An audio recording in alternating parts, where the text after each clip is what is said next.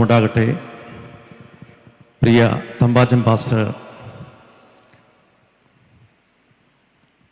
2011 ഞാൻ കർത്താവിൻ്റെ ദാസനെ പരിചയപ്പെടുന്നത്. അബുദാബി ഷാരോൺ സഭയിൽ വെച്ചാണ് പരിചയപ്പെടുന്നത്. അന്നു മുതൽ ഞങ്ങൾ തമ്മിലൊരു ബന്ധം എന്ന് പറഞ്ഞത് ഞങ്ങൾ കുടുംബമായിട്ട് ചേട്ടനും അനിയും പോലെ റിലേഷനായിരുന്നു. ഞങ്ങളെ കർത്താവ് ഒരുമിച്ച് കൂട്ടി. ഞങ്ങൾ പലയിടങ്ങളിൽ കർത്താവിന് വേറെ ജീവൻ ഞങ്ങൾക്ക് പോകാൻ ദൈവടിയാക്കി. പ്രത്യേക അലയിൽ ഒരു വേലയുണ്ടായിരുന്നു. അത് ഷാരോണോട് ചേർന്ന് ആഗ്രഹിച്ച സമയത്ത് കർത്താവിൻ്റെ ദാസൻ ജേക്കബ് പാസ്റ്റർ ഞങ്ങൾ ഒരുമിച്ച് അലയിലേക്ക് അയച്ചു. അവിടുത്തെ വേല ഏറ്റവും അനുഗ്രഹമായി തീർന്നു. വളരെ അനുഗ്രഹിക്കപ്പെട്ട സഭ നടക്കുന്നു. അതിനുശേഷം ഞാൻ അബുദാബിയിൽ നിന്ന് അലയിൽ ഉമ്മൽക്കോലിലേക്ക് കടന്നുപോയപ്പോൾ ഞാൻ ഏതെങ്കിലും ഒരു സഭയിൽ പോയി ആരാധിക്കാമെന്നുള്ള ആഗ്രഹത്തിലാണ് ഞാൻ പോയത്.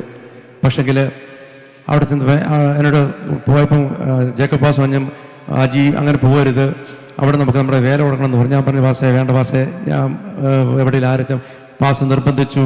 ഞാൻ അവിടെ പോയപ്പോൾ കർത്താവിൻ്റെ ദാസൻ ജോസ് പാസ്റ്ററെ അയച്ചു. ഞങ്ങളുടെ ഭവനത്തിൽ ഞാനും എൻ്റെ കുടുംബവും കർത്താവിൻ്റെ ദാസൻ കൊടുക്കുന്നത്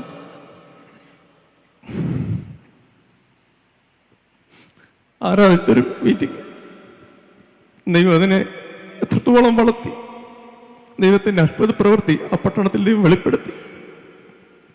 കർത്താവിൻ്റെ ദാസന് ഞങ്ങൾക്ക് എത്ര പറഞ്ഞാലും മതിയാകത്തില്ല. കാരണം ഒരു വിഷയം കൈ കൊടുത്താൽ ആ വിഷയത്തിന് വിടുതൽ കിട്ടുന്നതിന് വരെ കുത്തിയിരുന്ന് പ്രാർത്ഥിക്കും. ഞങ്ങളുടെ എന്താവശ്യം ഞങ്ങൾക്ക് പല ഭാഷകളോടും പറയാൻ പറ്റാത്ത കാര്യങ്ങൾ പോലും കർത്താവിൻ്റെ ദാസനോട് പറഞ്ഞാൽ അത് ആരും അറിയാതെ കുത്തിയിരുന്ന് കരഞ്ഞു പ്രാർത്ഥിച്ച് ആ വിഷയത്തിൻ്റെ ഒരു ഉത്തരം തരാതെ പുള്ളി എഴുന്നേക്കത്തില്ല. ഇന്ന് പകൽക്കാലം കർത്താവിൻ്റെ ദാസൻ നമ്മളോടില്ല. നിത്യതയിൽ നമ്മുടെ കർത്താവിനോടൊത്തായിരിക്കുന്നു.